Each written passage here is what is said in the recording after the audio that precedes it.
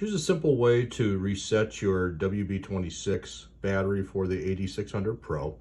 And this really only works if it's just barely into hibernation and hasn't been fully drained. None of the cells have been totally drained or damaged or anything else. But just where you need to reset the board to allow a charger to connect and have the charger recognize the battery and vice versa. So what you take is either, let's see if we can get this in here, some tweezers, or you take a simple paper clip and bend it up. You see these two holes right here?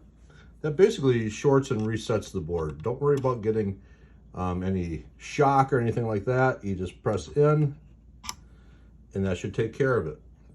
Connect your charger and hopefully you'll start to see some charging lights on it. You may have to let it sit for an hour or two if it's really drained, but that's a good way to just save yourself from having to pay for a resuscitation. If it just needs to be reset, you can take this step before sending it in to me.